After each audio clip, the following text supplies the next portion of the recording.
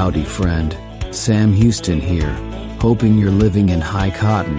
And if you're lucky enough to be in Texas, I know you're most of the way there. Now enjoy your daily dose of Texas history and Texas pride. Howdy, friend. Welcome back to the Feed Bandit podcast and your Texas History Roundup for June 11th.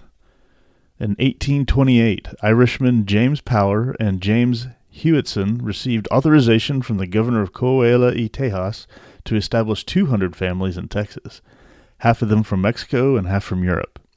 Their settlements at Goliad and Refugio experienced extreme hardship, but the settlers persevered. Power and Hewitson completed their contract, and their bounty lands were recognized later by the Republic. In 1838, the first real theatrical performance occurred in Texas, when Henry Corey's Theater opened in Houston with J. Sheridan Knowles' comedy, The Hunchback. Corey, the manager of the St. Charles Theater troupe in New Orleans, arranged with Houston merchant John Carlos to hold the event in Hubbard's Exchange. Opening night was a success even without the orchestra, which was still en route from Mobile, Alabama. In 1864, Augustus Allen died in Houston. Allen came to Texas from New York with his brother John in 1832 and settled in the San Augustine, Nacogdoches area.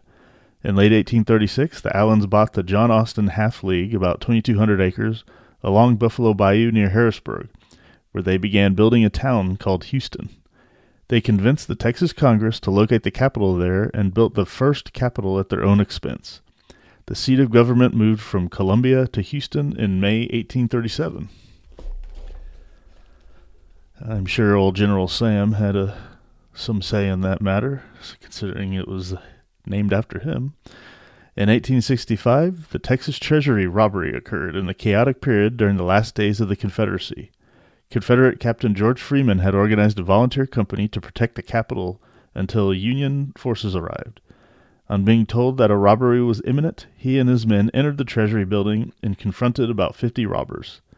In the ensuing gunfight, all but one robber escaped. They fled towards Mount Bonnell with about $17,000, but had missed millions in U.S. bonds and other securities.